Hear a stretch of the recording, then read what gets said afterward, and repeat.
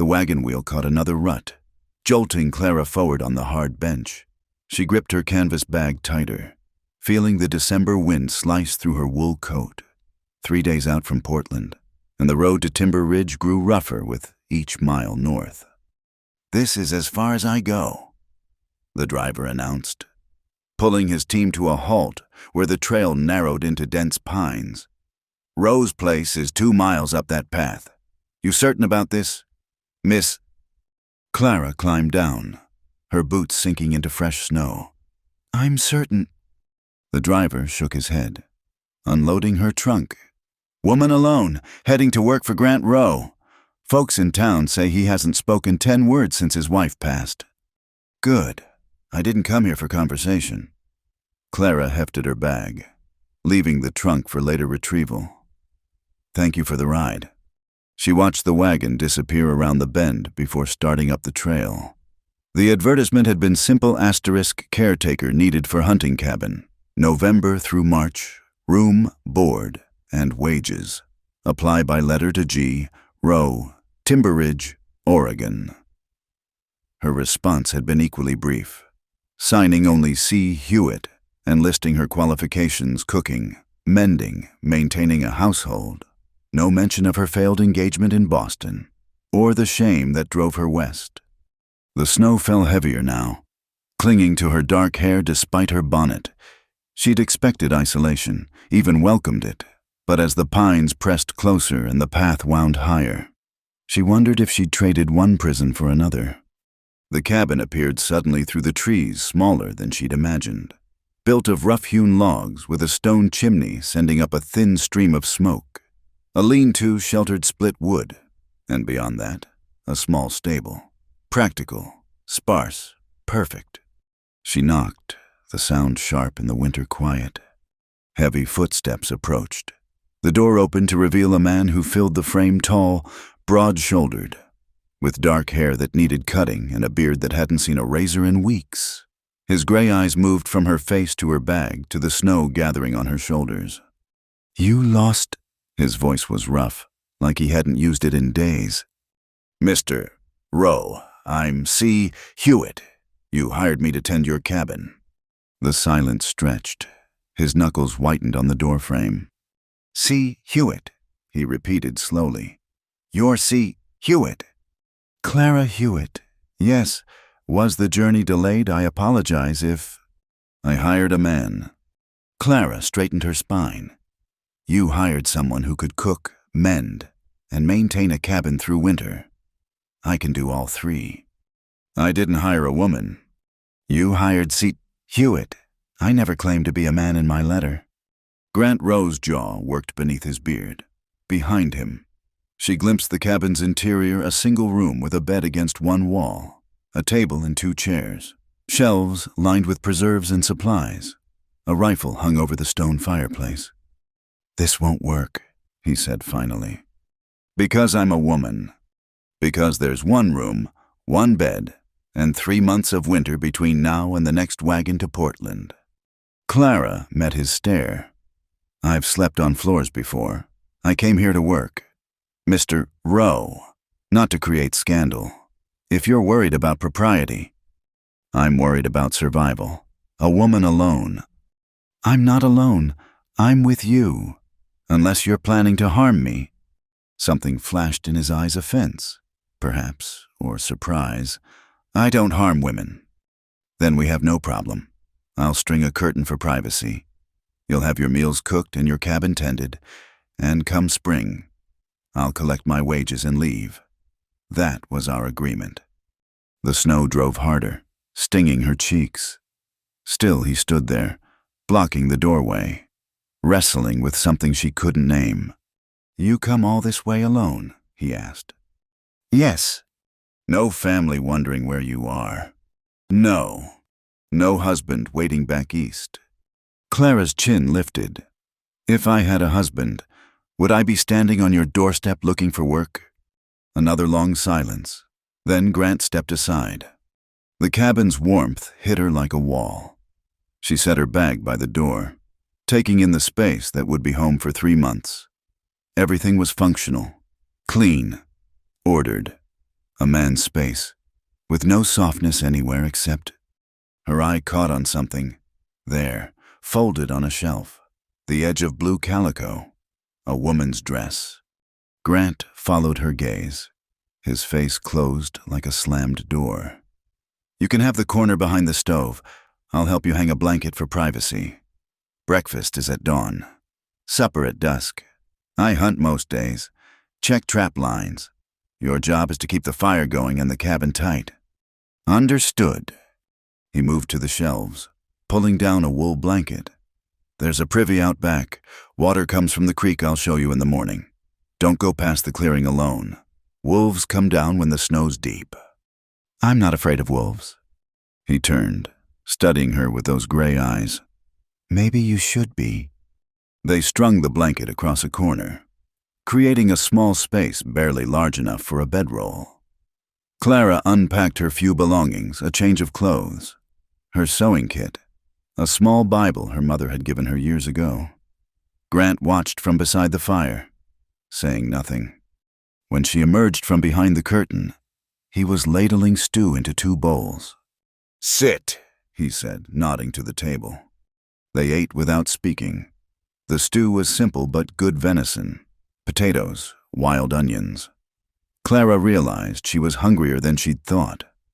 Outside, the wind howled through the pines. You cook well, she said finally. Had to learn. How long since?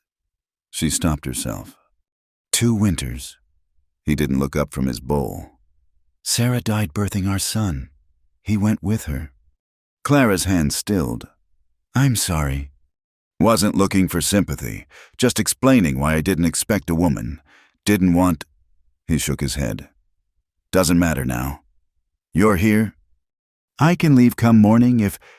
Road's already closed. That snow's not stopping for days. He stood, carrying his bowl to the wash basin. Besides, you came all this way. Might as well see if you're as capable as you claim. Clara bristled. I don't make false claims, Mr. Rowe. We'll see. The evening passed in stilted quiet. Grant cleaned his rifle while Clara mended a tear in her traveling skirt. The fire popped and settled. Outside, the storm built into something wild and angry. When darkness fell complete, Grant banked the fire. I rise early. Try not to shoot me when I stoke the coals. Clara retreated behind her curtain. She could hear him moving about the scrape of a chair, the thud of boots hitting the floor, the creak of rope bed frame taking his weight, then silence except for the storm. She lay on her bedroll fully clothed, staring at rough-hewn beams above. What had she done, trading the suffocating propriety of Boston for this a stranger's cabin, a grieving man's suspicion? 3 months of winter with only a curtain between them. But it was still better than what she'd left behind. Better than the whispers, the pitying looks, the weight of failure. Here, she was just Hewitt, caretaker. Here, she could disappear. Grant's breathing had evened into sleep. Clara turned onto her side, pulling her coat over her shoulders for extra warmth. Tomorrow she'd prove herself.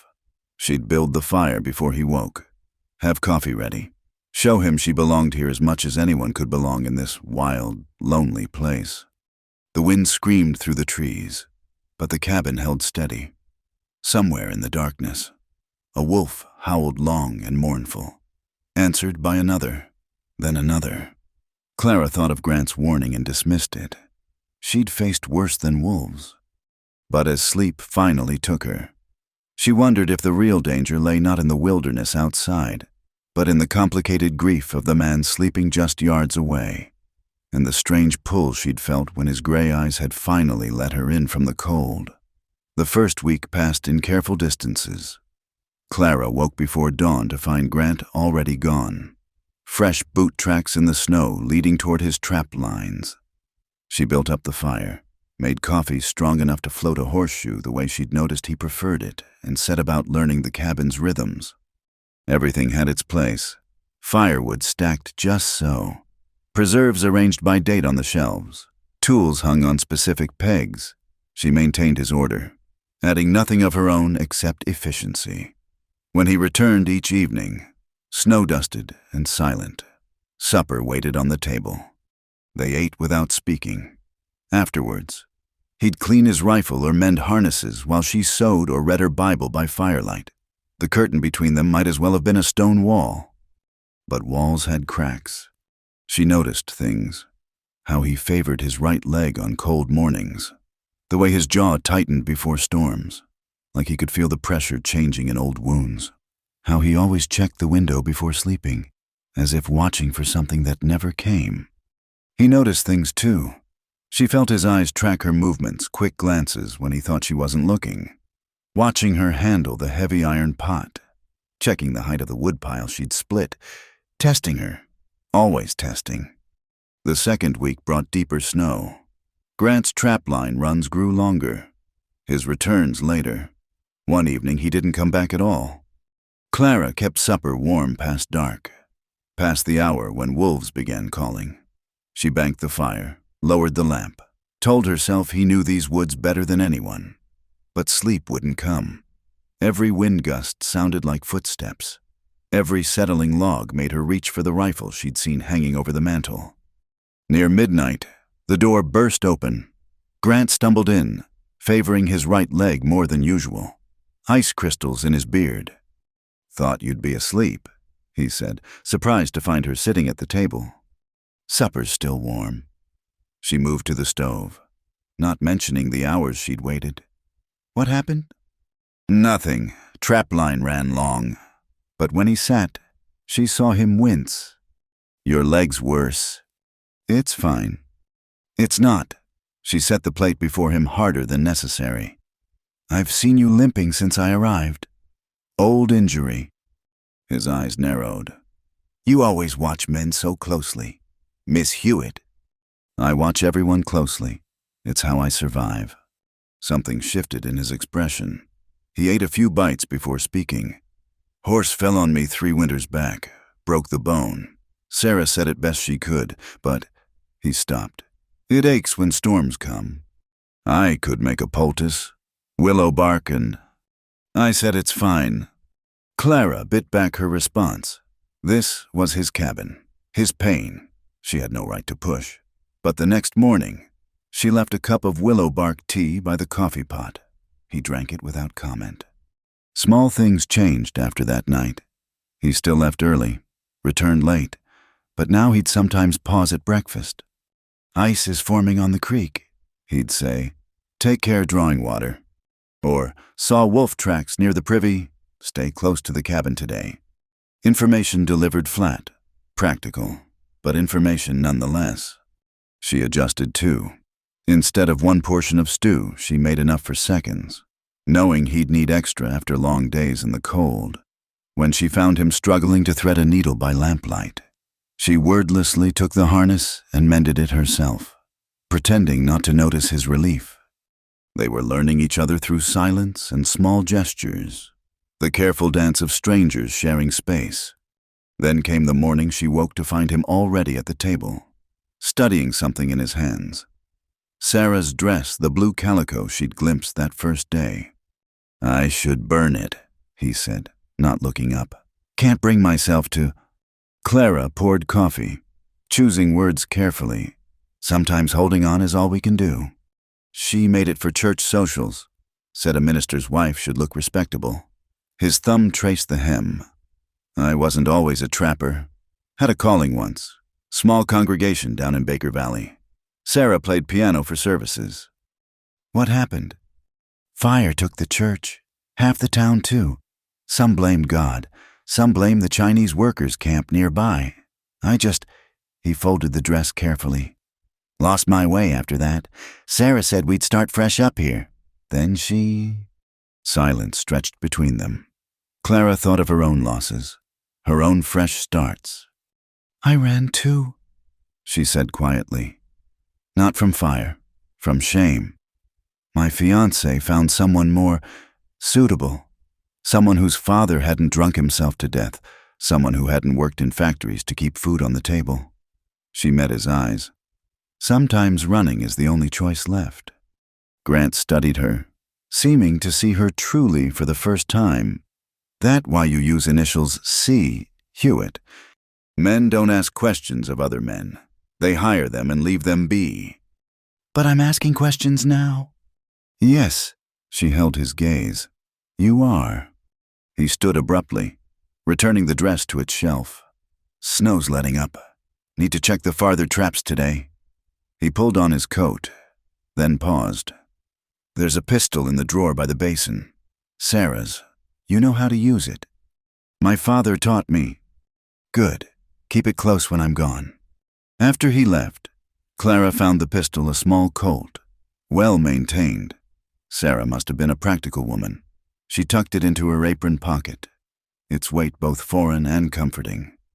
That afternoon, while hauling water from the creek, she heard branches snap in the woods beyond. Not the random breaking of snow-laden limbs, but deliberate movement. She set the bucket down slowly, hand moving to the pistol. A deer emerged from the trees, a doe, thin with winter, pawing through snow for grass. Clara released her breath, watching the creature's desperate search for food. Without thinking, she returned to the cabin and grabbed a handful of oats from the horse's supply. She scattered them at the forest edge, retreating to watch from the doorway. The doe approached cautiously, hunger overcoming fear. Making friends with my game. Clara jumped. Grant stood behind her, so quiet she hadn't heard his approach. She's starving. Everything's starving by February. It's how winter works. Doesn't mean we can't show mercy. He moved beside her, watching the deer. Sarah used to say the same thing. Fed every stray that wandered by. Used to drive me mad. And now I know there are worse things than a soft heart. He shouldered past her into the cabin. Just don't name her. Makes it harder come butchering time. But Clara noticed he didn't object when she continued leaving oats out. The doe returned daily, sometimes bringing others. Grant grumbled about wasting feed, then quietly increased the oat ration in his next supply run to town. They were finding rhythms, these two solitary souls, learning to move around each other without colliding, to share space without surrendering self. The curtain still hung between them at night, but during the days, the cabin felt less divided. One evening, as Clara darned socks and Grant oiled his traps, he spoke suddenly. "You're not what I expected." She looked up. "What did you expect?" Some grizzled drunk looking for easy work, or a boy running from family trouble. Not, he gestured vaguely at her. This, disappointed. No. The word came quick, surprising them both. No, just adjusting. Clara bent back to her sewing to hide her smile. We're both adjusting. That we are, Miss Hewitt. That we are. Outside, wind rattled the windows. But inside, for the first time since her arrival, the silence felt less like a wall and more like a bridge still being built plank by careful plank, word by cautious word. The ritual of meals became their unspoken language. Clara learned Grant's preferences without asking coffee black as tar before dawn. Cornbread crumbled into his beans, venison cooked until it fell apart. He never complimented the food, but his empty plate spoke volumes. She made do with what the cabin offered. Salt pork and dried beans formed the backbone of most meals, stretched with preserved vegetables from the root cellar, wild onions when she could find them poking through snow. Sometimes Grant would leave a rabbit by the door, already cleaned, and she'd make stew that lasted days. Their first real conversation over food came 3 weeks into her stay. She'd tried something different biscuits made with the last of the butter, lighter than the usual hardtack bread. Grant stopped mid-bite. These are different. Bad different. No. He took another bite, chewing thoughtfully. Sarah never could get biscuits to rise, always came out flat as stones. She'd laugh about it, say at least they'd last through winter. His voice caught slightly. These are good. Clara watched him struggle with the memory. My mother taught me, said the secret was cold butter and hot oven, and not overworking the dough. Your mother gone too. 10 years now, consumption. I'm sorry. We all lose people. She rose to refill his coffee. Question is what we do after. Grant's hand covered his cup. What did you do? Worked, survived, made mistakes. She met his eyes. Ran west when surviving wasn't enough anymore. Is it enough now? The question hung between them. Clara considered lying, giving the expected answer. Instead, I don't know yet. He nodded, removed his hand from the cup.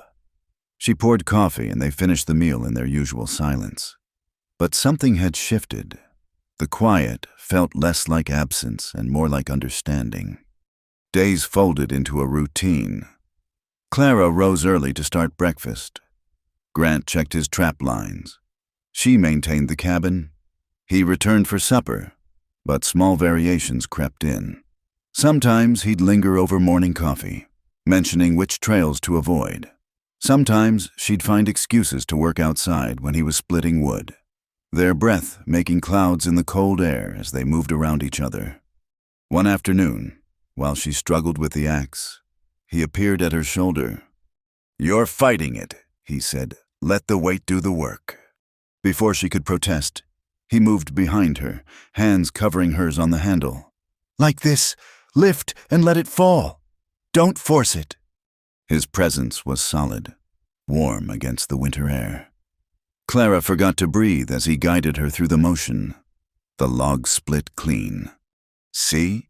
He stepped back quickly, as if suddenly aware of their proximity. Weight does the work. Right, the weight. Her voice came out rougher than intended. He grabbed an armload of split wood and headed inside without another word. Clara stayed outside longer than necessary, letting the cold air cool her flushed face. That evening, she noticed him favoring his bad leg more than usual, without asking. She heated water and mixed a poultice of willow bark and mint from her small medicinal supply. Sit, she ordered, setting the bowl on the table. I said I don't need, and I said sit, unless you plan to limp through the rest of winter like a wounded bear. Surprise flickered across his face at her tone, but he sat. She knelt beside his chair, pushing his trouser leg up to reveal old scars twisting around his calf. The bone had healed poorly, leaving a visible deformity. Horse really did a job on you, she murmured, spreading the warm poultice carefully. Sarah cried for 3 days straight, thought I'd die. Maybe I should have. Clara's hand stilled. Don't say that. Why not? Would have saved her the grief that came after. Saved her from following me to this God-forsaken place. Saved her from... He stopped, jaw clenched. Saved her from choosing her own life. Clara wrapped clean cloth around the poultice. She came here because she wanted to. Loved you enough to try again somewhere new. That's not nothing. Grant. He looked down at her, something raw in his expression. How do you know? Because I'm here too, by choice, and I'm not even in love with you. The words landed heavier than she'd intended. Color rose in both their faces.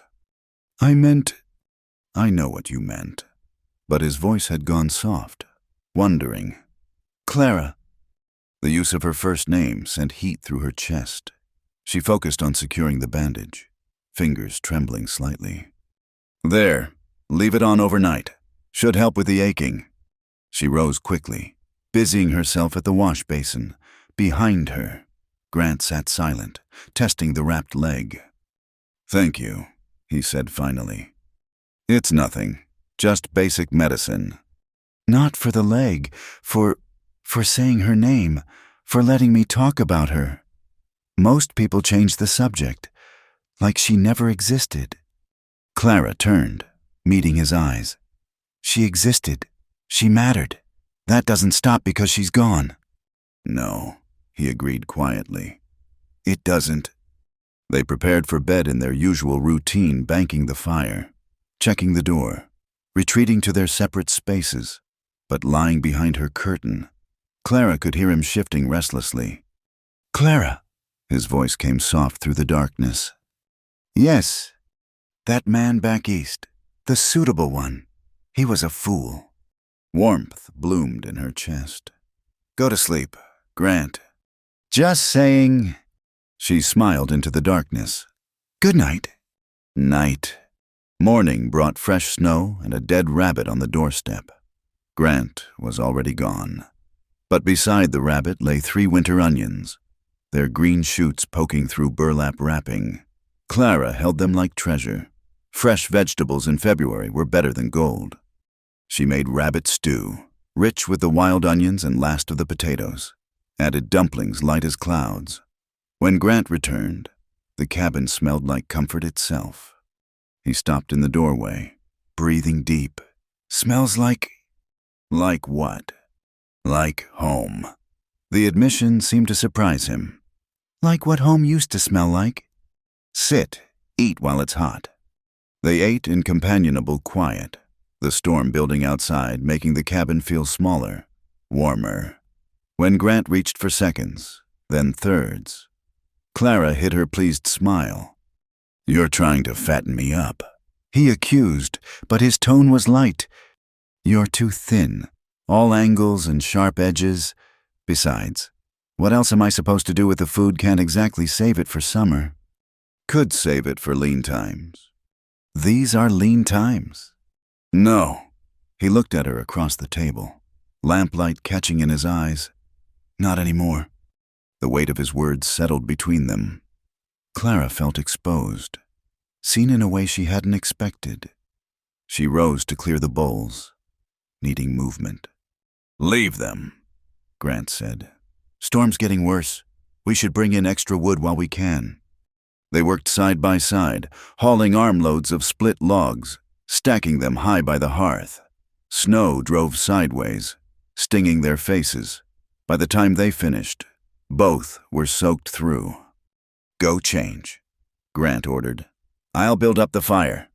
Clara retreated behind her curtain, peeling off wet clothes with numb fingers. Through the fabric, she could hear him stoking the flames, muttering at the damp wood. Such a solid presence, this grieving man who'd slowly begun to thaw. When she emerged in dry clothes, he'd laid her wet things by the fire alongside his own. 2 sets of boots, 2 coats, 2 lives drying side by side in the warmth. Thank you, she said. He shrugged, uncomfortable with gratitude as always. Can't have you catching sick. Who'd make the biscuits? But his eyes were soft, watching her settle into the chair across from him. Outside, the storm raged. Inside, they sat in comfortable silence, 2 solitary souls learning the dangerous comfort of not being alone. The rider appeared through the snow like a specter, his horse laboring up the trail. Clara saw him first from the window, a dark shape against white drifts. Grant was checking traps at the far meadow. Wouldn't return for hours. She tucked Sarah's pistol into her apron pocket before opening the door. Help you, she called, not stepping outside. The man touched his hat brim, a gesture of politeness that didn't reach his eyes. Looking for Grant Rowe. This his place? It is. He's out working. What's your business? He dismounted, moving closer than necessary. Clara recognized the type-hungry eyes. Too wide smile. The kind of man who saw a woman alone as opportunity. Ben Morrison, from town. Come to deliver mail. Check on old Grant. His gaze traveled over her, lingering. Didn't know he'd taken on help. Certainly didn't know the help would be so accommodating. The mail, Mr. Morrison. Oh, folks are talking plenty down in Cedar Falls. Grant Rowe, holed up all winter with a woman. His wife not cold in the ground 2 years. Clara's spine stiffened. Mr. Rowe hired me as caretaker. Everything's proper and above board. Is it now? Morrison stepped closer. Boot on the bottom step. Pretty woman like you, lonely man like him. Cold nights get awful long up here. Step back, Mr. Morrison. Come now, no need to be unfriendly. Thought maybe you'd like some company. Different company. His hand reached for her arm. The pistol came out smooth, aimed steady at his chest. "I said step back." Morrison froze, Adam's apple bobbing. "No call for that, just being neighborly." "Nothing neighborly about you. Leave the mail on the step and go." "Now see here." She cocked the hammer. The click sounded loud in the winter quiet. "Leave it and go." He fumbled letters from his saddlebag, tossed them on the step, hands raised. "No need for threats. Wait till folks hear about this. Grant Rose woman pulling guns on honest citizens. I'm not his woman. I'm his employee, and you're not honest." She kept the pistol trained on him as he mounted. "Don't come back without Mr. Rowe present." Morrison spat in the snow. He know what kind of wildcat he's harboring. He knows I get the job done. Good day, Mr. Morrison.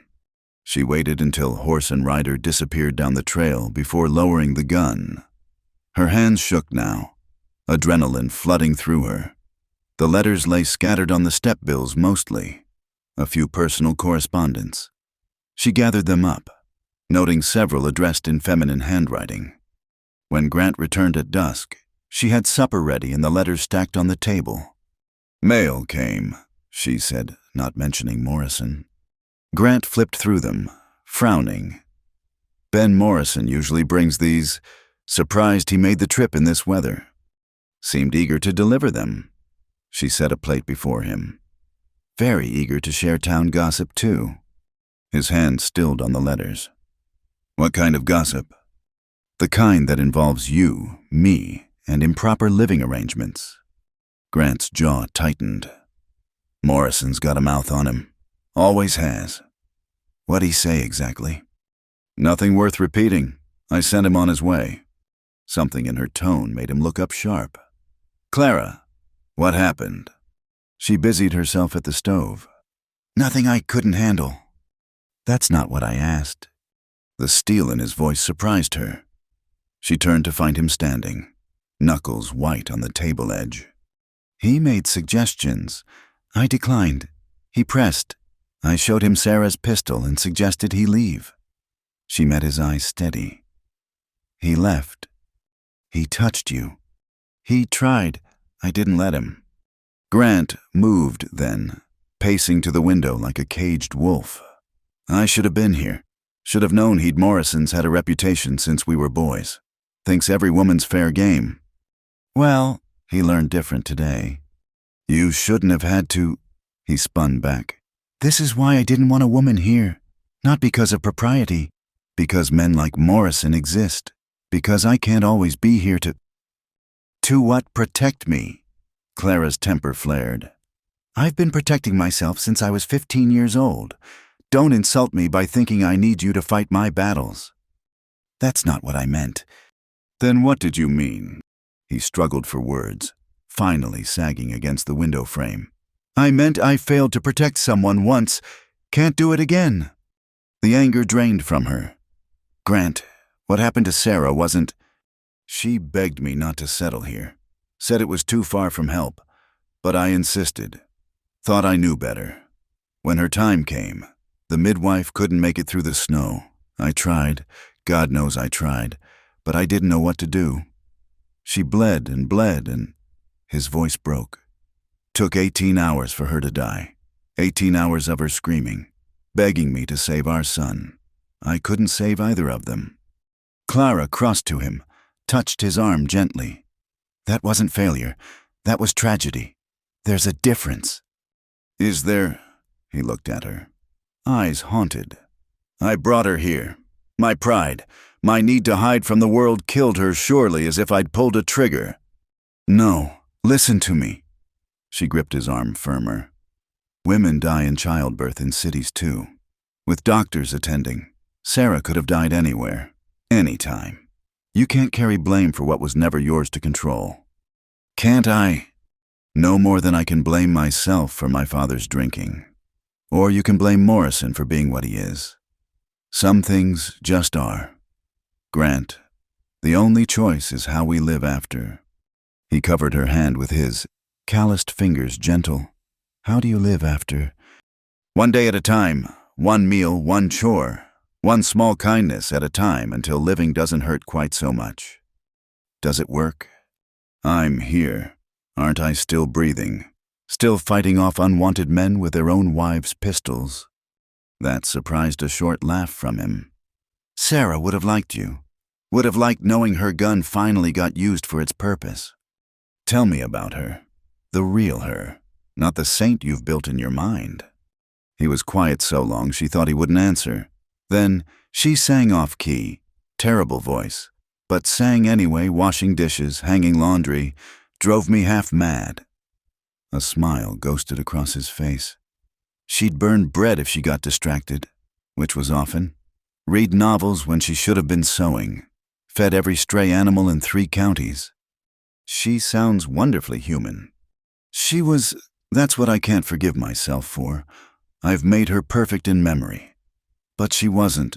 She was stubborn, dreamy, too soft-hearted for her own good, and I loved her for all of it.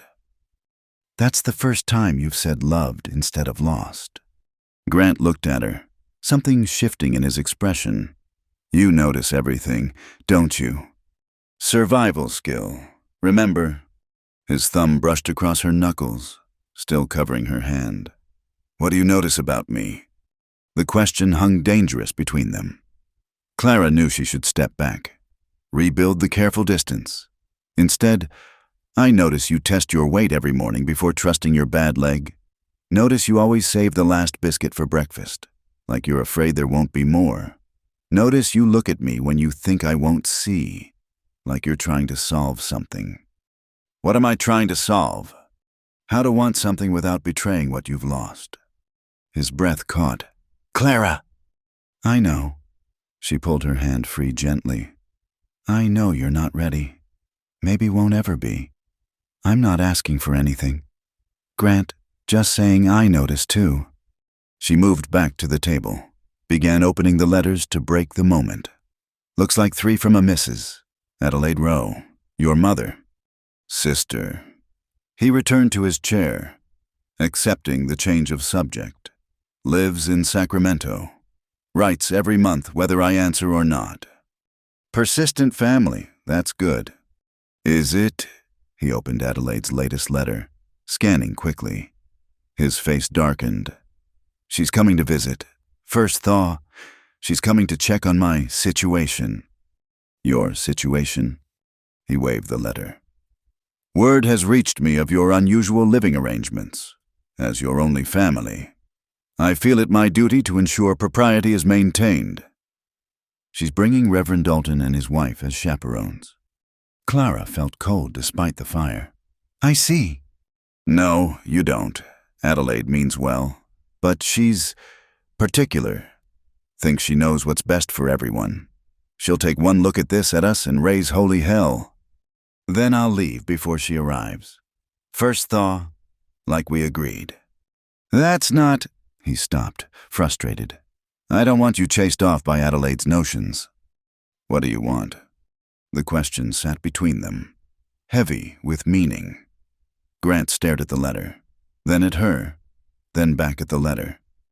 I want to finish winter without the world intruding. Is that too much to ask? Clara gathered the plates, voice carefully neutral. The world always intrudes eventually. That's what it does. Not tonight. Tonight it's just us, this cabin, this storm. He crumpled Adelaide's letter. Tomorrow I'll figure out what to tell her. Tonight, I just want to... What? Peace. Just a little more peace before it all goes to hell. Clara studied his bent head, the weight he carried in those broad shoulders. Then that's what we'll have? Peace, for as long as the storm lasts. Outside, wind howled through the pines. Inside, they rebuilt their quiet routines, dishes washed, fire banked, separate corners claimed, but something had changed in the space between them. The truth had been spoken aloud. They noticed each other, wanted things they couldn't have. Not yet, maybe not ever. But for tonight, in this small cabin wrapped in winter's fury, it was enough to simply exist in the same space, breathing the same air, pretending the rest of the world couldn't touch them here. Clara found the dress by accident. She was cleaning the high shelf, standing on a chair to dust the cobwebs that gathered in the cabin's corners, when her rag caught on something pushed far back, a wooden box, small and plain, hidden where casual eyes wouldn't look. She shouldn't have opened it, but curiosity had always been her weakness. Inside lay the blue calico dress, folded neat as a prayer. Beneath it, a thin gold wedding band, a dried flower pressed between Bible pages, and a daguerreotype Grant younger, cleaner shaven, almost smiling, beside a woman with kind eyes and wheat-colored hair. You find what you're looking for. Clara startled, nearly dropping the box. Grant stood in the doorway, expression unreadable. I wasn't looking for anything. I was cleaning and... She stopped, ashamed. I'm sorry. I shouldn't have... He crossed to her, took the box with careful hands. Sarah kept her treasures here, said every woman needed a place for precious things. He touched the dried flower. Meadow rue from her wedding bouquet. She was beautiful. She was... He lifted the photograph, studying it. This was taken in Baker Valley, right after we married. She hated sitting still for the photographer, said it felt like playing dead. Clara climbed down from the chair, uncertain whether to leave him with his memories or stay. He solved it by sitting at the table, pushing the box toward her. Go ahead, look. Sarah believed in sharing stories. Clara sat across from him, handling each item like spun glass. The Bible fell open to Ecclesiastes, margins filled with feminine handwriting. She made notes, constantly, drove the congregation mad, her scribbling during sermons, but she said if God gave her thoughts, he must want them written down. Clara read one notation. G says there's a time for everything, but what about the time between times, the waiting? That's where we live most. She was always asking questions I couldn't answer, Grant said softly. Maybe that's why he took her. She was too curious for this world. Or maybe she was just human. Humans die. Grant, it's not punishment or purpose. It's just life. He was quiet. Then Sarah would have said the same thing, right before asking another impossible question. Clara smiled. Like what? Like whether I'd love again. She asked that near the end, when we knew she wouldn't. He swallowed. Made me promise not to go to ground like a wounded bear. Her words. Have you kept that promise? What do you think? Clara gestured around the isolated cabin.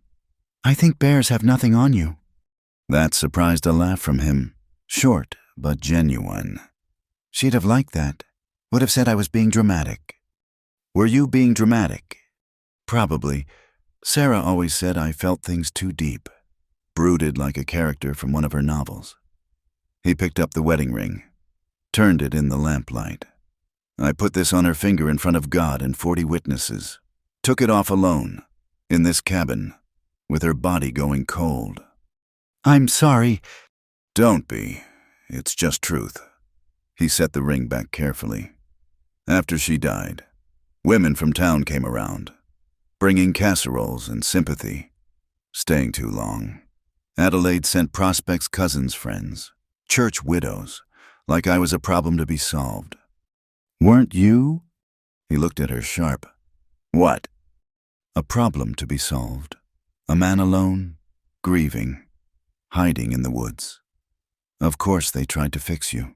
It's what people do when they can't stand to see suffering. You don't try to fix me. Because I'm not here to fix anything. I'm just here. Why? The question came urgent. Really, why? Clara, you could work anywhere, do anything. Why here? She considered deflecting, giving the easy answer. Instead, because here, nobody knows who I was supposed to be. I'm not the factory girl who reached above her station. Not the discarded fiancé. Not poor Clara who tried so hard. Here, I'm just the woman who keeps your fire burning. Is that all you are? The weight in his voice made her chest tight. What else would I be? He stood abruptly, pacing to the window. I dream about her less Sarah used to be every night. Now, he pressed his forehead to the cold glass. Now, sometimes I wake up and listen for your breathing instead. Wonder if you're warm enough behind that curtain. Think about... Don't! Clara's voice came out rougher than intended. Don't say things you'll regret come morning. What if I don't regret them? Then you'll say them when you mean them, not when you're swimming in memories and guilt. He turned to face her.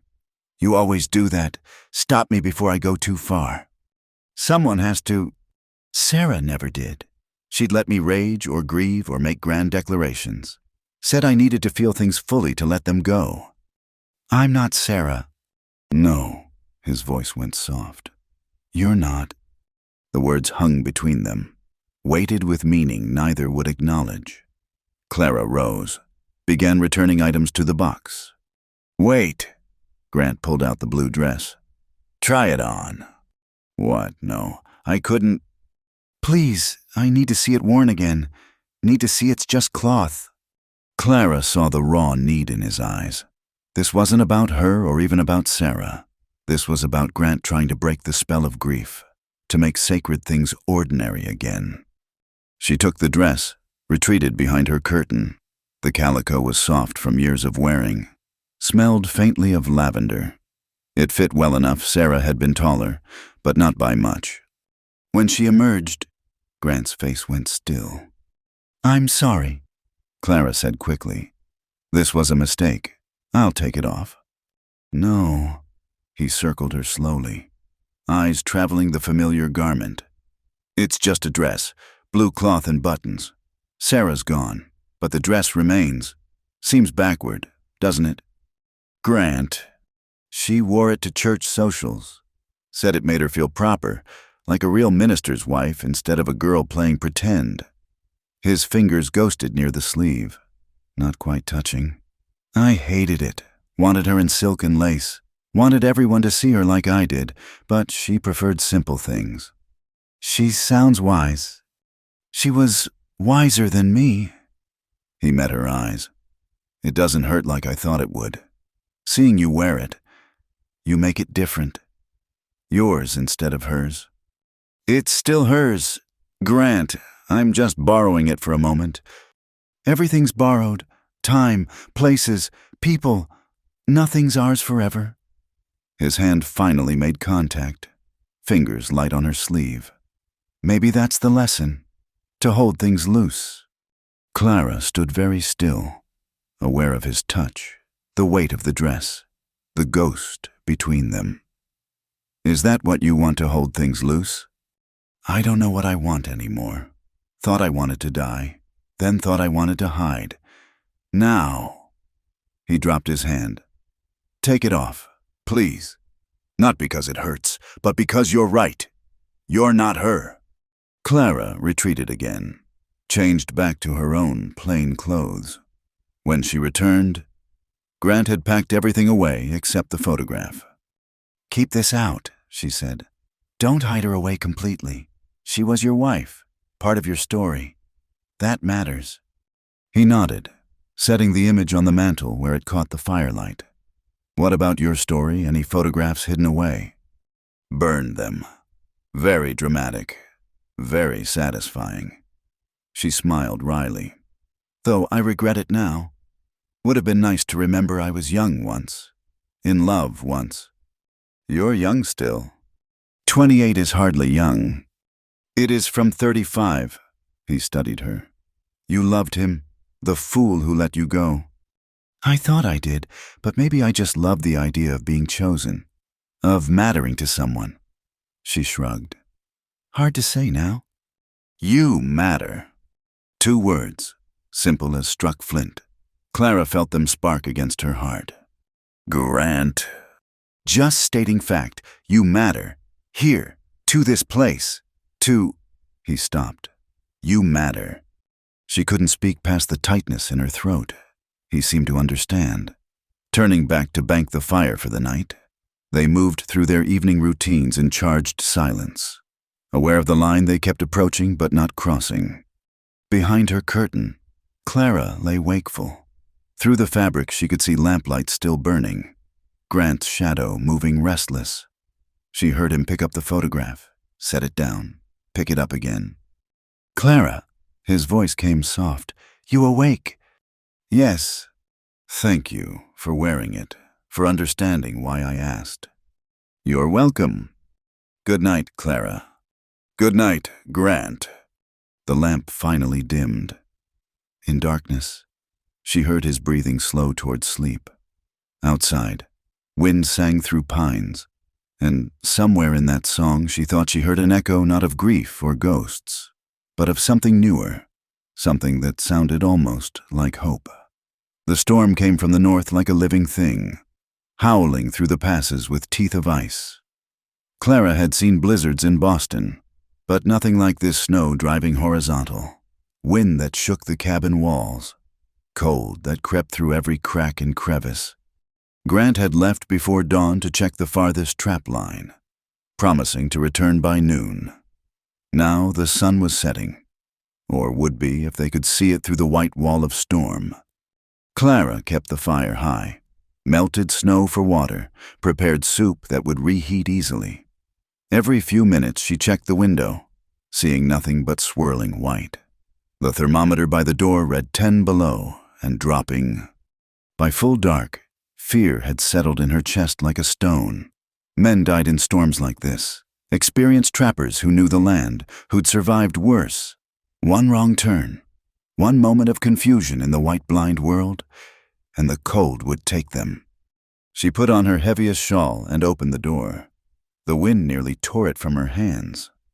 "Grant," her voice disappeared into the storm. "Grant." Nothing, only wind and snow and the terrible certainty that he was out there, lost or hurt or...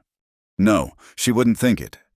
Clara tied a rope around her waist, the other end to the door handle. 20 feet out and she could barely see the cabin. The cold bit through her clothes, numbed her face in seconds. "Grant, answer me." Was that a sound she pushed further into the storm, rope playing out behind her? The wind knocked her sideways, snow filling her eyes and mouth. Grant. There a dark shape against the white, moving wrong, stumbling. She fought toward it, caught an arm. "Clara." His voice was thick, confused. "What are you—" "Inside, now!" She half dragged him back, following the rope through the blinding snow. They fell through the door together, her shaking hands fighting to close it against the wind. Grant collapsed by the fire, ice in his beard, snow caked on every surface. His lips had a blue tinge that sent fear shooting through her. "Clothes off," she ordered. "Now." "Can't, hands won't work." She knelt before him, pulling at frozen laces, buttons stiff with ice. His hands were white at the tips, frostbite starting. His whole body shook with cold. "Boots," she said. "Help me." Together they wrestled off his boots, socks, outer clothes. His feet were white too, waxy looking. Clara had seen frostbite in the factories, knew what came next if they didn't act fast. "This will hurt," she warned, filling a basin with lukewarm water. "But we have to warm them slowly." He hissed as she immersed his hands.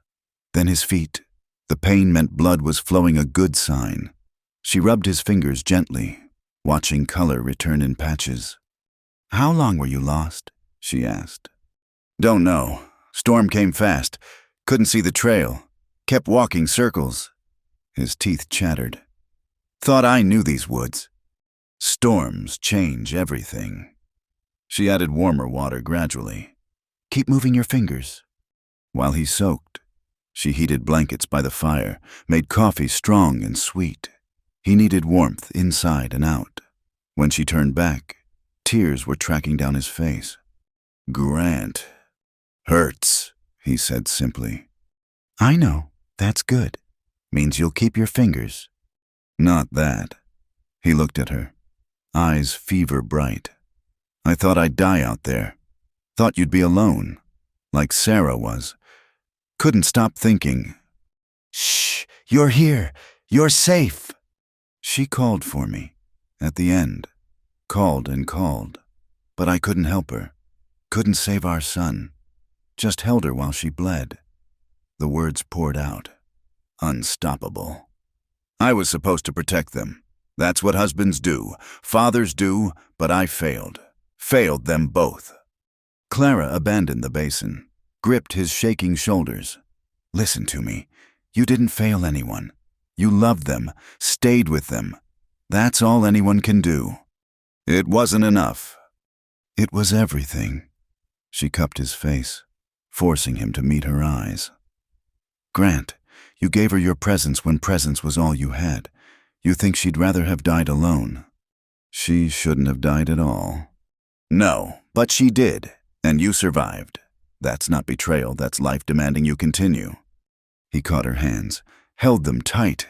I almost didn't today. Almost gave up. The snow was so deep, so cold. Would have been easy to just stop. But you didn't. No. His grip tightened. Kept thinking about you, alone here, wondering where I was. Couldn't do that to you. Grant. I know I've no right. No, you're not mine to worry about. But Clara, out there in that white hell, you were the warmth I walked toward. The confession hung between them. Clara knew she should pull away, rebuild boundaries. Instead, she found herself leaning closer. You're half frozen, not thinking clear. Never been clearer. He touched her face with one warmed hand. I've been dead 2 years, going through motions, waiting to join them. Then you arrived with your sharp tongue and steady hands, and I started feeling again. Scared me worse than any storm. You're scaring me now. Good. We should both be scared. This thing between us, it's not simple. Nothing about us is simple. She pulled back enough to check his feet. Pink now. Painful but healthy. You'll keep your toes, probably lose some skin, but no permanent damage. That's not the damage I'm worried about. She knew what he meant. The careful distance they'd maintained was crumbling like spring ice. Every shared glance, every small kindness had worn it thin.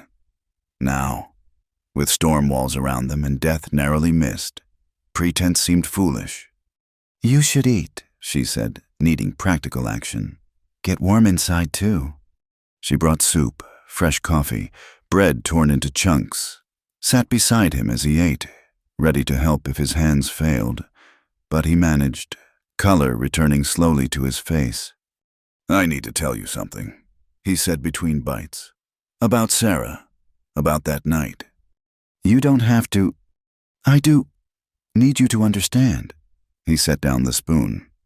The midwife couldn't come storm like this one. I tried to remember what she'd told us, but Sarah was so small. The baby turned wrong. She screamed until her voice gave out, begged me to cut her, save the baby. I couldn't hurt her, even to save our son. Clara took his hand, saying nothing. Finally, near dawn, the baby came, blue, still. Sarah was bleeding so much. She looked at me, so disappointed. You let him die, she said, last words she ever spoke. Oh, Grant. I've carried those words 2 years, let them eat me hollow. But today, lost in that storm, I heard her different. Not accusation, just sadness. We both let him die because death comes sometimes and we can't stop it. She loved you, even in pain, even dying. Love doesn't end with hard words. He squeezed her hand. I'm starting to believe that, starting to think maybe she'd forgive me for wanting to live again, for wanting... He didn't finish, but Clara heard the rest. The cabin had shrunk around them, or they'd expanded to fill it. No room left for pretense. You're exhausted, she said gently. Need rest, real rest, not sitting up by the fire. Can't feel my legs much. She helped him stand, supported his weight to the bed. First time she'd crossed into his space since hanging the curtain. The bed looked narrow, meant for one. I'll sleep by the fire tonight, she said. You need the bed. Clara. He caught her wrist as she turned to go. Thank you for coming after me, for doing my job keeping the cabin tender alive, for caring whether I lived or died.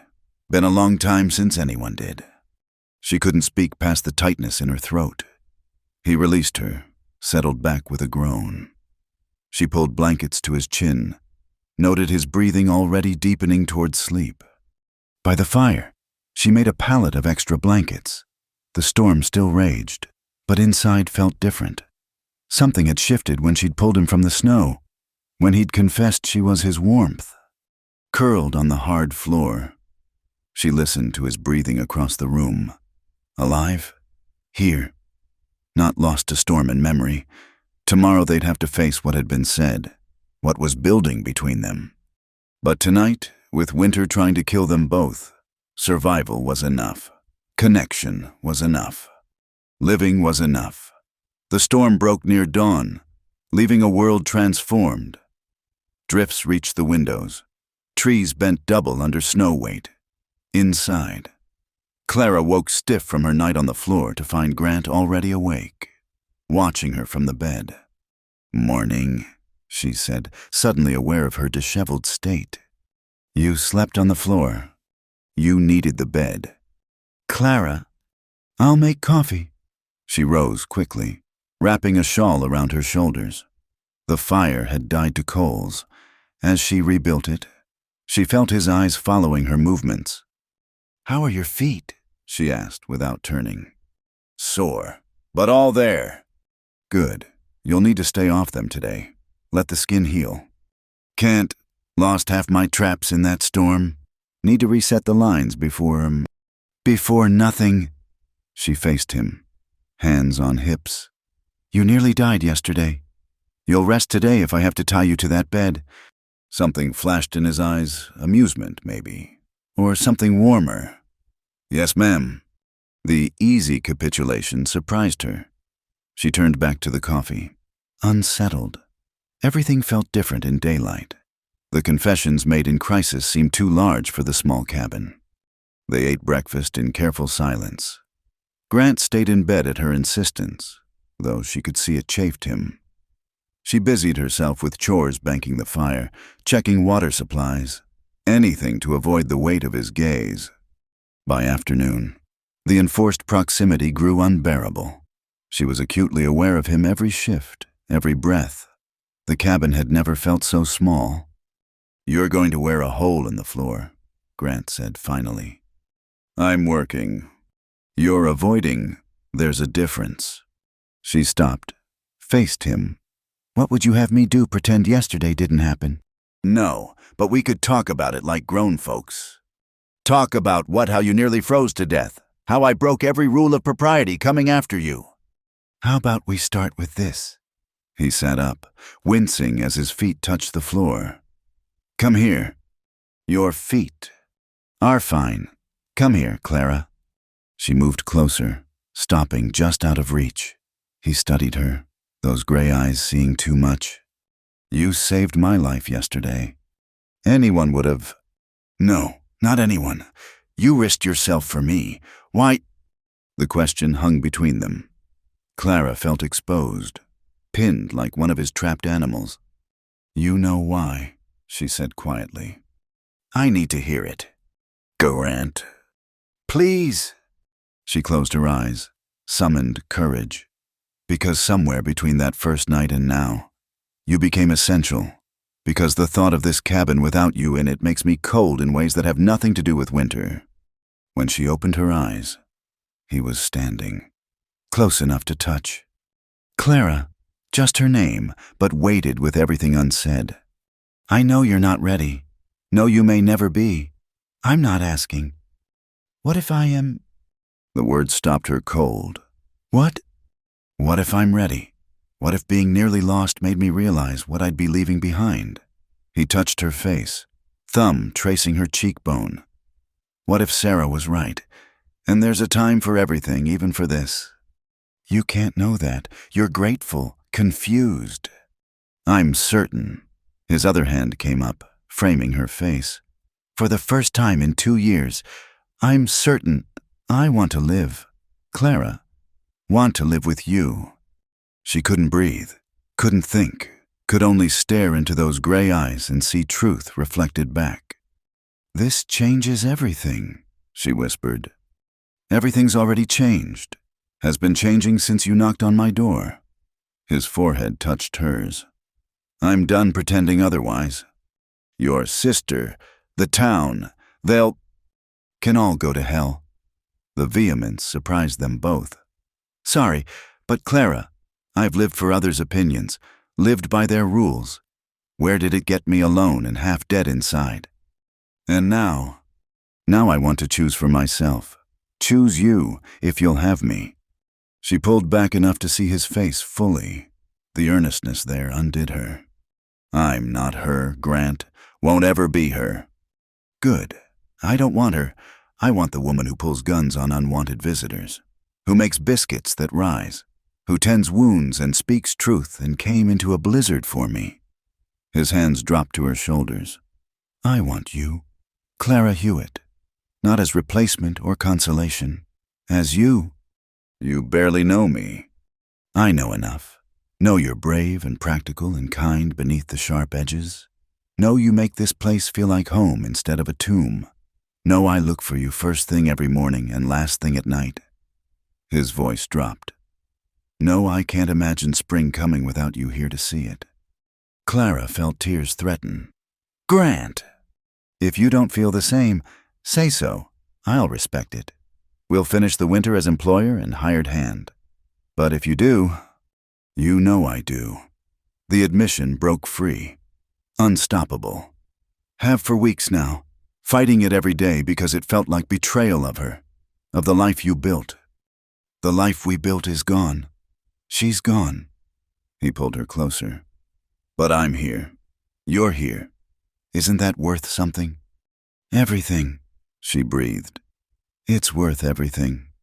The distance between them vanished. His kiss was careful at first, testing.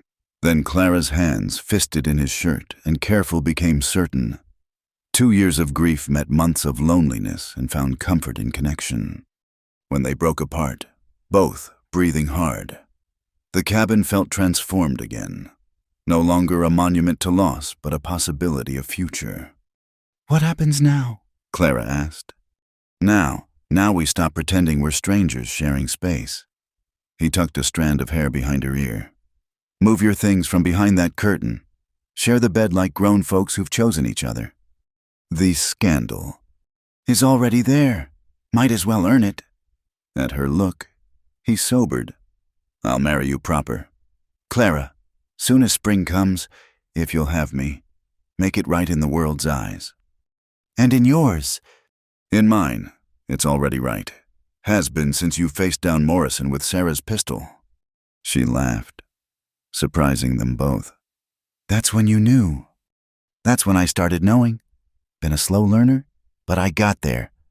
"And Adelaide, your sister, will adjust or she won't. Either way, it's our life to live." He kissed her again, quick and sure. "Our life, Clara, ours." The words sent warmth through her chest. Theirs. Not his cabin where she worked, but theirs to share.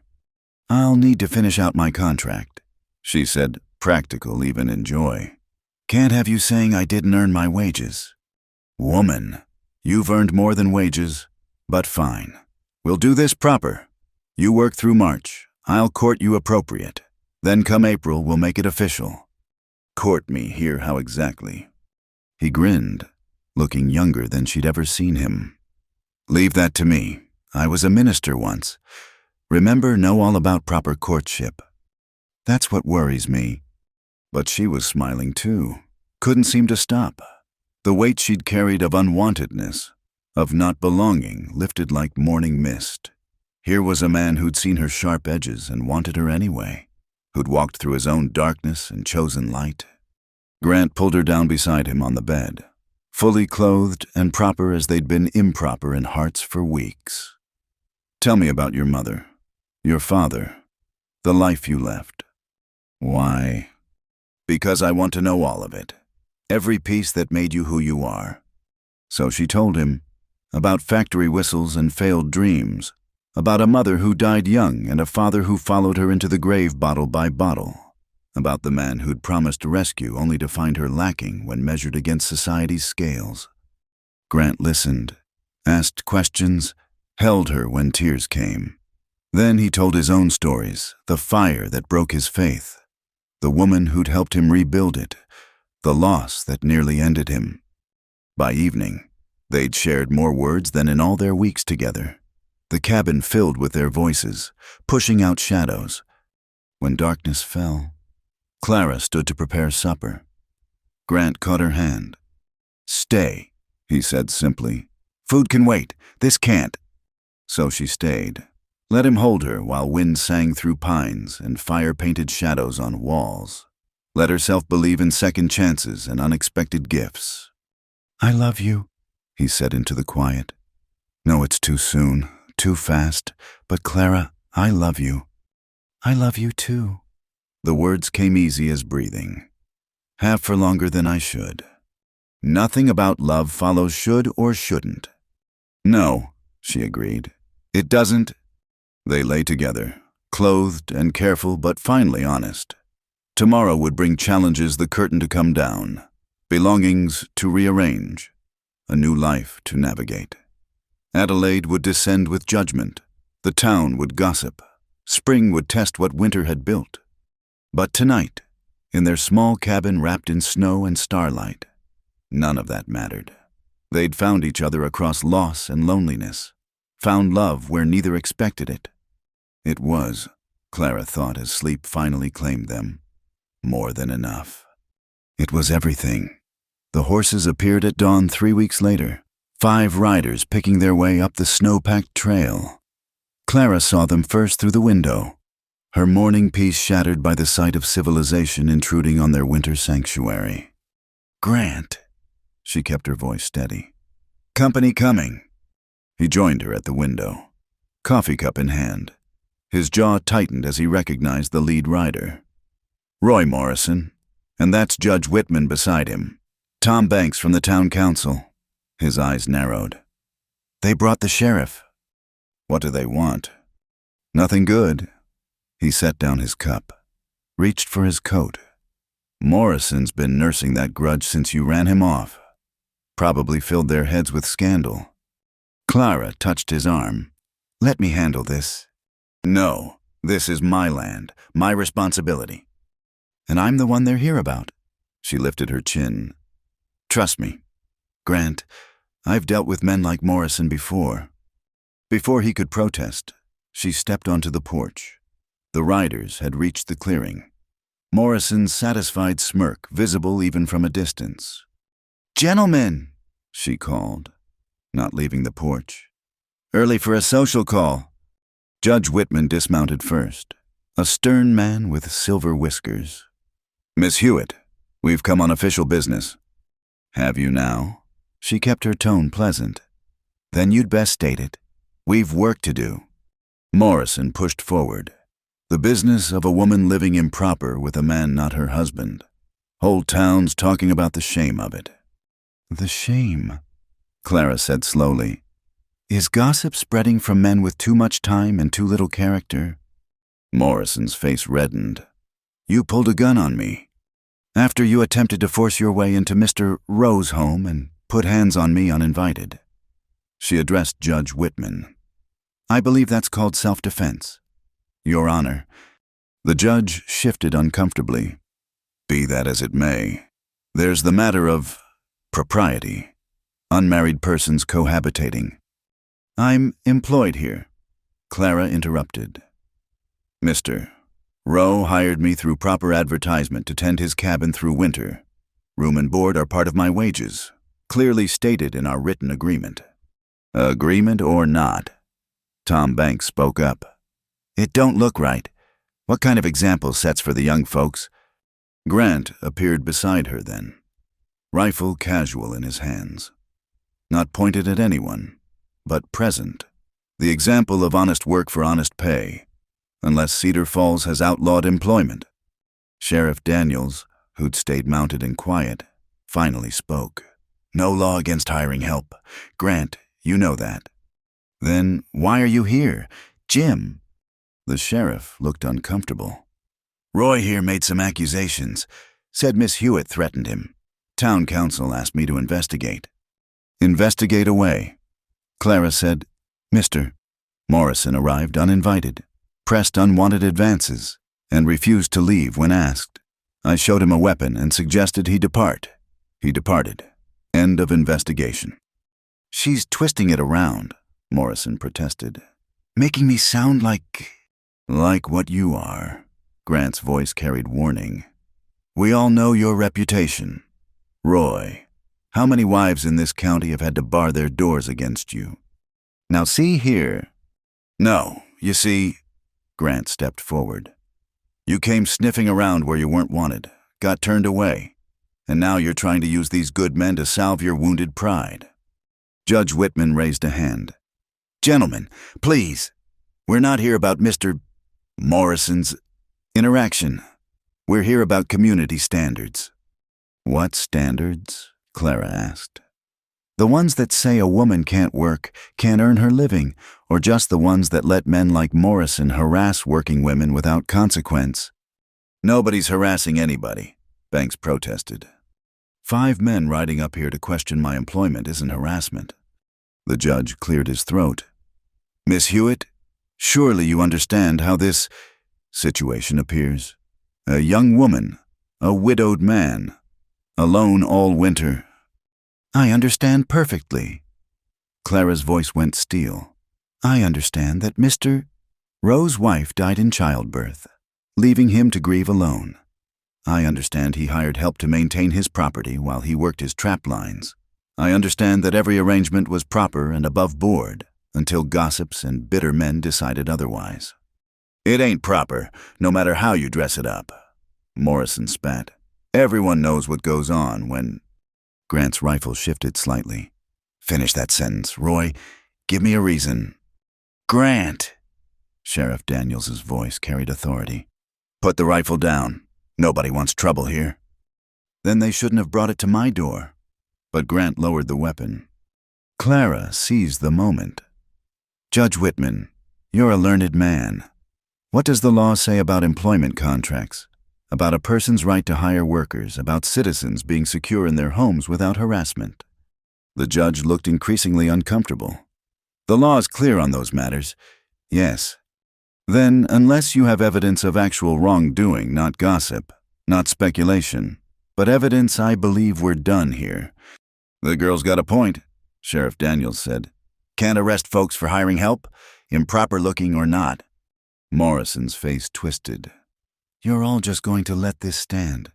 Let them make a mockery of decency. Decency? Clara laughed, sharp and bitter. Where was decency when you tried to force yourself on me, when you spread lies to cover your shame? Don't speak to me of decency. Mr. Morrison. Why you? Morrison lunged forward. Grant moved faster, rifle butt catching him solid in the stomach. Morrison dropped, gasping. That's assault, Banks shouted.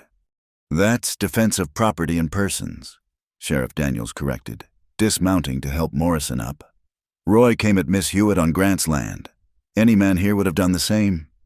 Judge Whitman looked between them all, clearly wishing he'd stayed in town. This has gotten out of hand. Miss Hewitt, Mr. Rowe, while your arrangement may be technically legal, I strongly suggest you consider how it appears to the community. The community, Grant said quietly. Didn't help when Sarah died. Didn't come when I was alone and half mad with grief. Community only shows up when there's judgment to pass. That's not fair, Grant, Banks protested. We tried.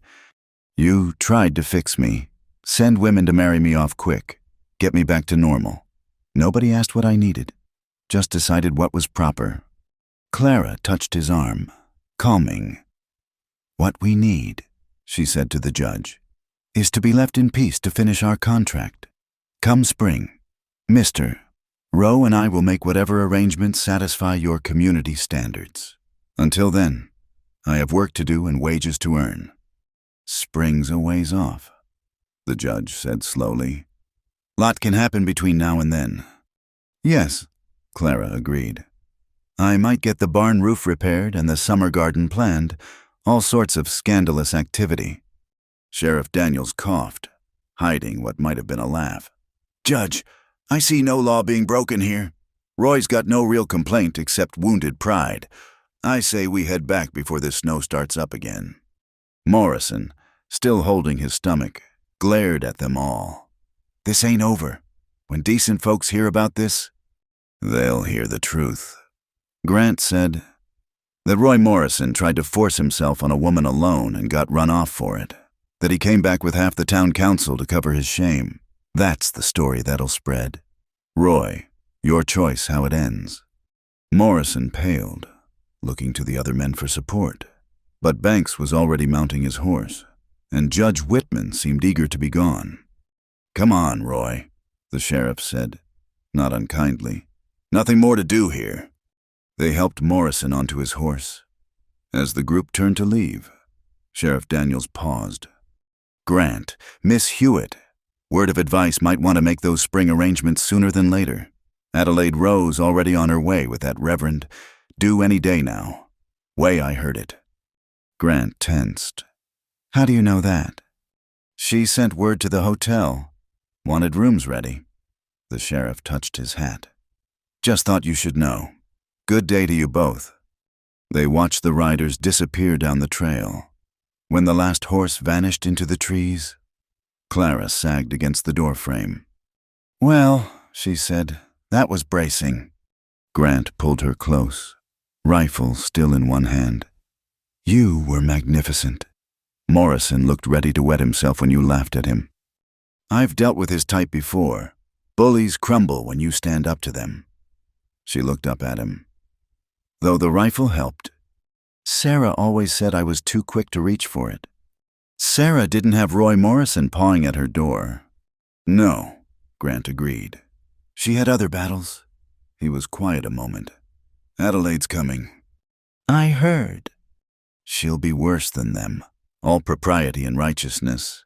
She'll want you gone immediately. Clara straightened. Let her want. I've got a contract to finish and a man to marry come spring. If Adelaide Rowe doesn't like it, she can take it up with the law. I believe Judge Whitman confirmed my position is technically legal. Grant smiled, the expression transforming his face. Have I mentioned I love you? Not since breakfast. Oversight. I love you. Clara Hewitt. Love your spine of steel and your sharp tongue and the way you face down mobs without flinching. It was hardly a mob. 5 men, and one already half afraid of me. Still, he kissed her, there on the porch where anyone could see, my fearless woman. Not fearless, she corrected. Just more angry than scared. There's a difference. Either way, you're mine now. Adelaide and Morrison and all of Cedar Falls can go hang if they don't like it. Clara smiled, but worry crept in. She's your sister, Grant. Family. Are you ready to lose that? I already lost everything that mattered. Found it again with you. He tucked her against his side, looking out at their snow-covered clearing. Adelaide can accept us or not, but she won't drive you off. Nobody will. I promise you that. Clara believed him, standing there with his arm around her, rifle in his hand, ready to face down the world for her, she believed. Come inside, she said. I'll make fresh coffee. We'll plan what to tell your sister when she arrives. Tell her the truth, that I found love again and plan to keep it. That's simple. That's simple. He followed her in, set the rifle by the door. Everything else is just noise. Clara, you and me, this life we're building, that's what matters.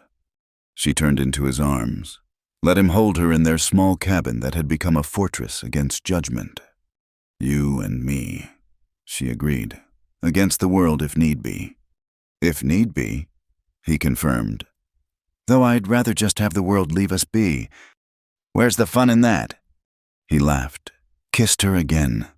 Outside, new snow began to fall, covering the tracks of their unwanted visitors. Inside, they were warm and safe and sure of each other. Let Adelaide come. Let the town gossip. They'd weathered worse storms than disapproval. They'd survive this too. Together, March arrived with melting snow and the sound of running water. Ice broke on the creek with cracks like gunshots.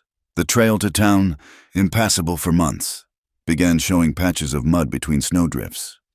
Clara woke to find Grant already outside, standing at the edge of their clearing with morning coffee.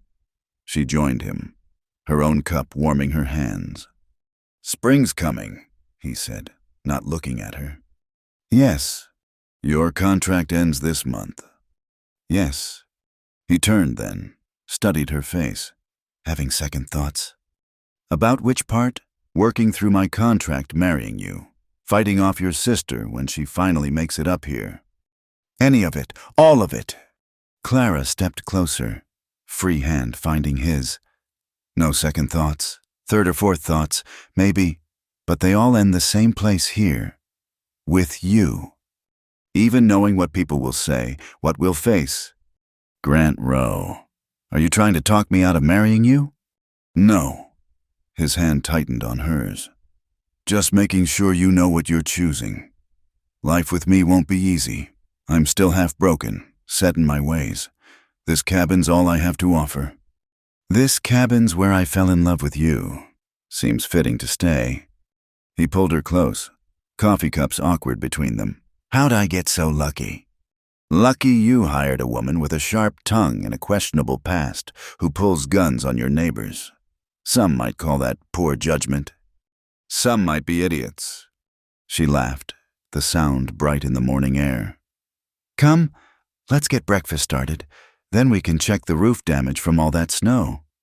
They worked side by side through the morning, cataloging winter's damage. The barn roof needed patching. Fence posts had heaved with frost. The chicken coop Grant had built years ago but never stocked stood empty and weathered. "Could get chickens," Clara said, testing the coop door. "Fresh eggs would be nice." Sarah always wanted chickens, said it would make us seem more settled, less like we were just camping in the wilderness. "Were you just camping?" Grant considered. "Maybe at first. Took a while to believe this could be home. Then she made it one, and then..." He shrugged. "Been camping again since she died, I suppose." "And now?" "Now I'm thinking about chickens." He smiled at her surprise. "What man can't change his mind about poultry? Man can do whatever he wants. It's his cabin." "Our cabin," he corrected. "Soon as we find a preacher." "About that..."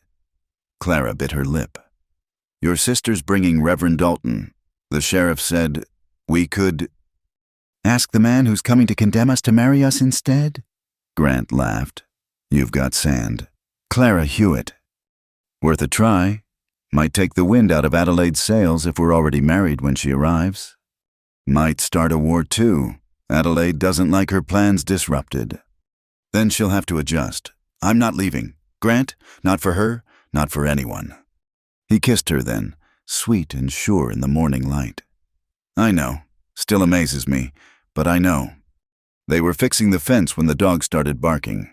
Grant kept 2 hounds for hunting, usually lazy creatures who barely stirred for strangers. But now they bayed urgent warning. "Someone's coming," Grant said, reaching for the rifle always near at hand. Through the trees came a wagon, struggling over the rough trail. 2 women on the seat, a man riding alongside, even at a distance. Clara could see the rigid spine of the woman holding the reins. "Adelaide," Grant said, resignation heavy in his voice. "The Reverend and his wife, looks like, come to save my soul and restore propriety." He glanced at her. "Last chance to run. Stop suggesting that I'm exactly where I want to be." The wagon lurched into the clearing. Adelaide Rowe was a handsome woman in her 40s, with Grant's dark hair severely pulled back and eyes that missed nothing. Her gaze went straight to Clara, taking in her men's trousers, rolled sleeves, the casual way she stood beside Grant. "Brother," Adelaide said, not bothering with pleasantries. "I see the rumors were true." "Adelaide." Grant helped her down from the wagon. Duty overcoming reluctance. This is Clara Hewitt. Clara, my sister Adelaide, Reverend Dalton and Mrs. Dalton. The Reverend was a thin, nervous man who looked like he'd rather be anywhere else. His wife, a small bird-like woman, clutched his arm and stared at Clara with shocked fascination. Miss Hewitt, Adelaide's tone could have frozen the spring thaw. I understand you've been residing here. Working here, Clara corrected. Mr. Rowe hired me as caretaker. I've been maintaining the cabin through winter. Maintaining. Adelaide's eyes swept over them both, noting their easy proximity. Yes, I imagine you have. Adelaide, Grant warned. Don't Adelaide me. Grant Rowe, I've traveled 3 days over terrible roads to find you living in sin with some... Careful, Grant said quietly. Choose your next words very careful. Adelaide's mouth snapped shut. She visibly gathered herself. Reverend Dalton, perhaps you could speak sense to my brother. The Reverend cleared his throat. Mr. Rowe, surely you understand the irregularity of your situation. An unmarried woman is employed here, Clara interrupted. With a legal contract, room and board as part of wages, nothing improper about honest work. Nothing improper, Mrs. Dalton squeaked. You're living with a man? I'm working for a man. The living arrangements are dictated by geography. Nearest town is a day's ride. Would you prefer I slept in the woods? I'd prefer you showed proper moral character, Adelaide snapped. Clara felt Grant tense beside her. She touched his arm. Calming. My moral character is not your concern, Mrs. Rowe, nor is my employment. When it reflects on my family, it becomes my concern. Adelaide turned to Grant.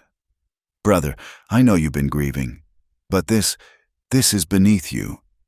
What would Sarah think? The name hung in the air like a challenge. Grant went very still. Sarah, he said slowly, would think I'd been alone long enough. She'd think Clara was brave to take work others might scorn. She'd probably ask why we hadn't stocked the chicken coop yet. Don't you dare invoke her memory to justify what? Finding love again, building a life that isn't just about loss. Grant's voice rose. Sarah's been gone 2 years. Adelaide, 2 years I've been more ghost than man. Clara brought me back to life. Through sin, through kindness, through patience, through showing up every day and refusing to let me disappear. He took Clara's hand, deliberate and public. I'm marrying her, Adelaide. Soon as possible, you can accept it or not, but it's happening. Reverend Dalton coughed. Perhaps we could all go inside. Discuss this calmly. Nothing to discuss, Clara said. Grant and I are getting married. You're welcome to perform the ceremony. Reverend, make it all proper and official. Or we'll find someone else. Either way, I'm not leaving. Adelaide's face went red. The nerve, you think you can just... Yes, Clara said simply. I do. I think 2 grown people can decide their own futures. I think a man who's grieved his wife honorably deserves happiness again. I think love matters more than gossip. Love, Adelaide spat the word. You've known him, 3 months? Long enough. Long enough to compromise him, to ruin his reputation. His reputation, Clara laughed. The town already thought him half mad with grief. At least now they'll think him happy. Which is worse? Mrs. Rowe. Adelaide, please. Mrs. Dalton ventured. Perhaps if they're planning to marry, stay out of this. Prudence. Adelaide rounded on Grant. And you? Our parents would be horrified. A minister's son. Living like this. What happened to the man who preached righteousness from the pulpit? He burned with his church. Grant said quietly. What rose from those ashes was just a man. Just me. And I'm tired of living for the dead.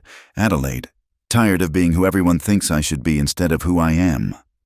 Who you are. You're my brother, the man who taught Sunday school and quoted scripture and lost everything. Lost my calling, my wife, my child, lost myself for 2 long years. He squeezed Clara's hand. She helped me find my way back. Not to who I was, that man's gone, but to who I might be, who I want to be. Adelaide stared at them both, tears starting in her eyes. This isn't you, Grant. This woman has confused you, taken advantage. Stop. Clara stepped forward. I understand you're worried about your brother, but I haven't taken advantage of anyone. Grant hired me for honest work. We fell in love despite trying not to. Now we want to marry. Where's the sin in that? The sin is in the months you've spent here unchaperoned, the nights under this roof, the example you've set. The example, Clara said steadily, of 2 people choosing life over mere existence, of finding love after loss, of building something new from ashes. If that's sinful, then I'll take sin over your kind of righteousness. How dare you? Enough! Grant's voice cracked like a whip. Everyone froze. Adelaide, you're my sister and I love you, but you don't get to come here and insult the woman I'm going to marry. You don't get to judge what you don't understand. Then help me understand. Adelaide's composure finally cracked. Help me understand how my brother, my righteous, faithful brother, could fall so far. I didn't fall. I climbed out of the grave I'd been digging for 2 years. Grant's voice gentled. Adelaide, I know this isn't what you expected, but can't you be happy that I'm happy? Are you really happy or just distracted? Grant looked at Clara, and his smile was answer enough. Happier than I ever thought I'd be again. Adelaide studied them both for a long moment. And you'll marry properly in a church. If Reverend Dalton will perform the ceremony, yes. All eyes turned to the Reverend, who looked distinctly uncomfortable. That is, under the circumstances. Oh, for heaven's sake, Harold. Mrs. Dalton said, they're getting married. Perform the ceremony and let's have done with it. Prudence. What? They clearly love each other. Yes, it's unconventional. Yes, people will talk. But would you rather they continue as they are or make it right before God? The Reverend sputtered. Adelaide glared. But Mrs. Dalton stood firm, and Clara felt a surge of unexpected affection for the little woman. Tomorrow, Grant said into the silence. Marry us tomorrow. Reverend, here at the cabin. Make it right in everyone's eyes. I suppose, if all parties are agreed. We're agreed, Clara said firmly. Adelaide made a sound of frustration. This is not how things are done. There should be banns read, a proper ceremony in town. I don't want town, Grant said. I want simple, here, where we fell in love, where Sarah and I were happy, where Clara and I will be happy. Grant, Adelaide's voice broke slightly. Please, Adelaide, be happy for me, or at least, don't fight me on this. Sister and brother stared at each other across years of expectation and disappointment. Finally, Adelaide's shoulders sagged. You'll really marry her? Tomorrow, if possible. Today, if the Reverend would agree. And then, what kind of life will you build here? Grant looked at Clara again. A good one. Simple. Maybe, but good. We'll raise chickens, apparently. Maybe children, if we're blessed. We'll work the land, tend the cabin, love each other. Live, Adelaide, really live. Adelaide was quiet for a long moment. Then, Mother's ring. You should have Mother's ring for the ceremony. Grant blinked, clearly not expecting this. Adelaide, I have it in my bags. Brought it thinking, well, it doesn't matter what I thought. She straightened, every inch the proper lady despite the tears on her cheeks. If you're doing this, you'll do it right. Mother's ring, Reverend Dalton presiding, and I'll stand witness even if it kills me. Thank you, Clara said softly. Adelaide's gaze was sharp. Don't thank me yet. Miss Hewitt, you're taking on a difficult man with a complicated past. He broods. He goes silent for days. He thinks he knows best about everything. I've noticed. And you still want him? More than anything. Something shifted in Adelaide's expression. Well then, I suppose we'd better get you married before you come to your senses. Adelaide, Grant started. Hush. You've made your choice. Least I can do is see it done properly. She turned to the Reverend. Tomorrow morning. Harold, early, before I lose my nerve. Yes, of course. Tomorrow morning. Clara felt Grant's hand tremble slightly in hers. Tomorrow, after months of careful distance, then weeks of growing close. Tomorrow they'd be married. Come inside, she said to their guests. You must be tired from traveling. I'll make coffee, and we can discuss the details. As they moved toward the cabin, Adelaide fell into step beside her. You really love him? With everything I have. And you understand what you're taking on a man who's lost so much, who might never fully heal. Clara met her gaze steady. I'm not trying to heal him. Mrs. Rowe, just love him. The healing, if it comes, is his to do. Adelaide studied her for a long moment. You might do, Miss Hewitt. You just might do. It wasn't a blessing, exactly, but it wasn't condemnation either. Clara would take it. Tomorrow, she'd marry Grant Rowe in the cabin where they'd found each other. Not the ending she'd expected when she'd answered that advertisement, but the right one nonetheless. The only one that mattered. The morning of the wedding dawned clear and bright, snow melting in earnest now, creating tiny waterfalls from the cabin eaves. Clara woke in the bed she'd soon share as a wife, not just a woman in love. The curtain that had divided them for months lay folded in a corner, no longer needed. Adelaide had stayed the night, taking Clara's old space behind where the curtain had hung. She'd been stiff but civil through the evening, watching Clara and Grant move around each other with practiced ease. The Daltons had taken rooms in town, promising to return early. Clara dressed carefully in her best dress, a simple brown wool, but clean and well-mended. She was pinning up her hair when Adelaide appeared.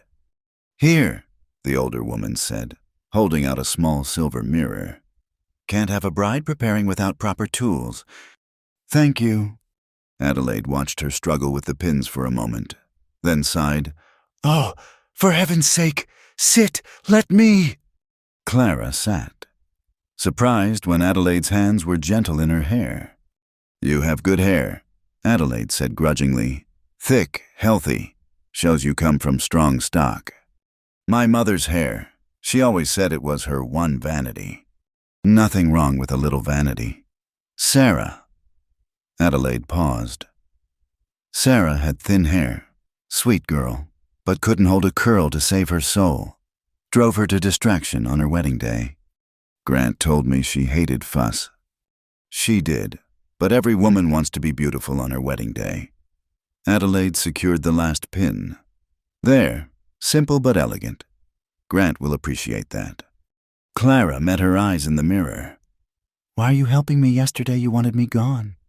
Yesterday I was shocked, angry, scared for my brother. Adelaide set down the mirror. But I watched you both last night. Saw how he looks at you. More importantly, saw how he looks in general. Alive, present. I haven't seen that since before the fire.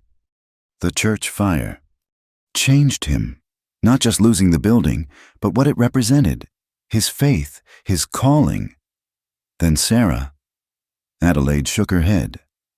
I thought I'd lost him entirely, but you brought him back. He was always there, just needed time. And someone stubborn enough to wait him out? Adelaide almost smiled.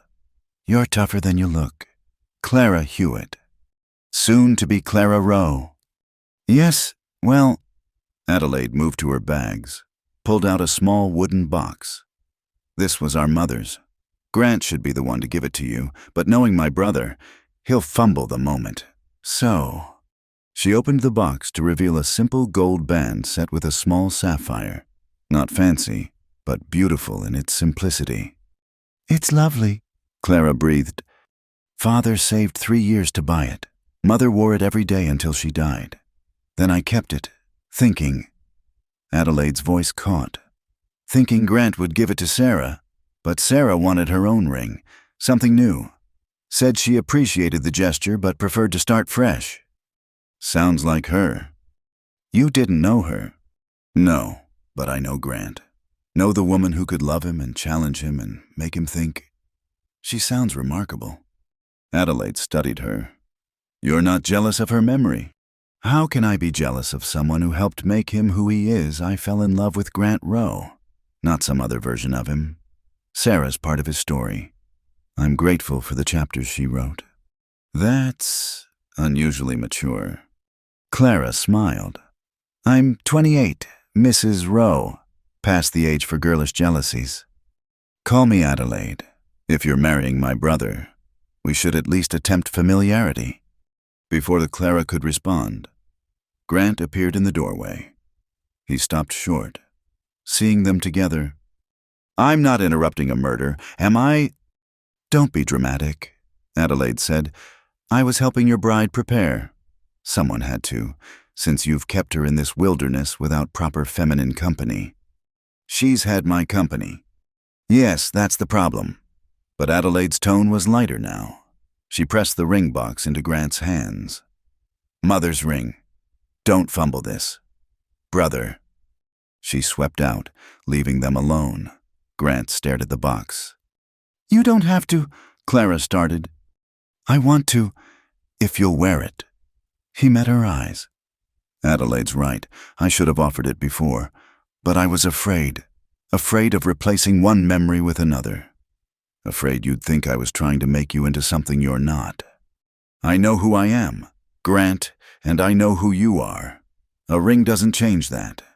"No, but it announces it to the world." He took her hand. "Clara Hewitt, will you wear my mother's ring? Will you marry me this morning and every morning after? Will you build a life with me in this cabin where grief lived so long?"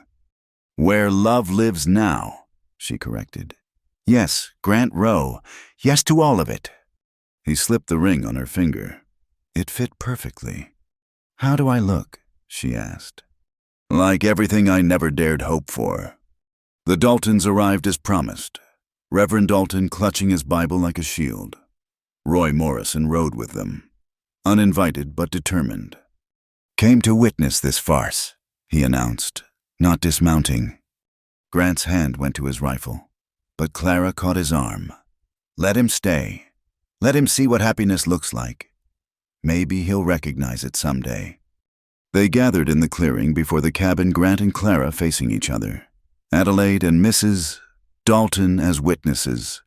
Reverend Dalton nervously presiding. Even the dogs came to watch, tails wagging at the unusual gathering.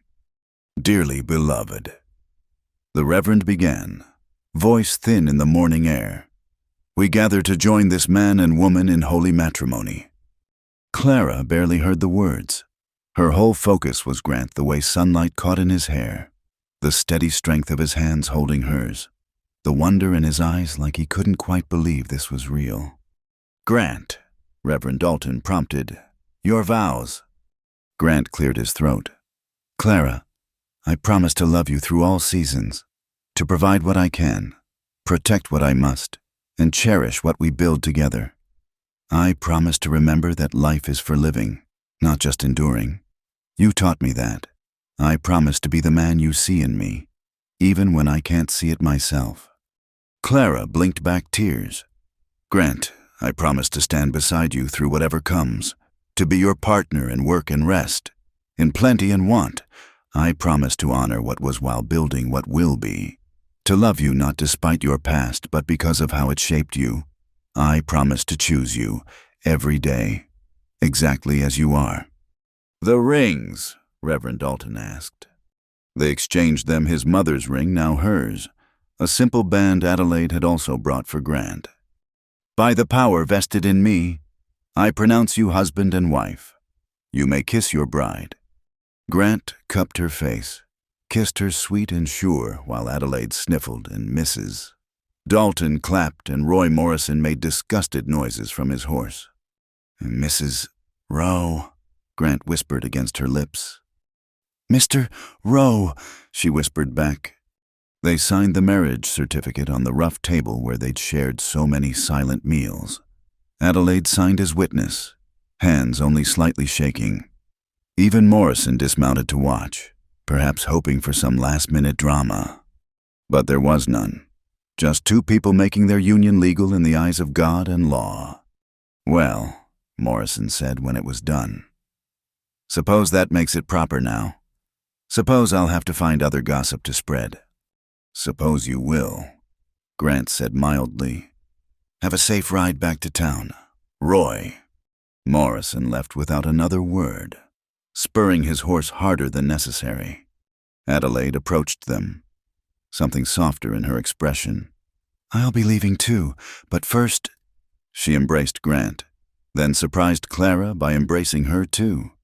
"Take care of him. He's the only brother I have." "I will. And Grant writes sometimes. Let me know you're well." "I will." The Daltons offered congratulations and took their leave, Reverend Dalton still looking vaguely confused by the whole event. Soon it was just Grant and Clara, standing before their cabin. "Well, Mrs. Rowe, what now?" Clara smiled. Now we start our life properly. Together." "I like the sound of that." They went inside, to the cabin that had sheltered their unexpected love. Grant had made coffee, and they sat at their familiar table. But everything felt new. "I want to build onto the cabin," Grant said suddenly.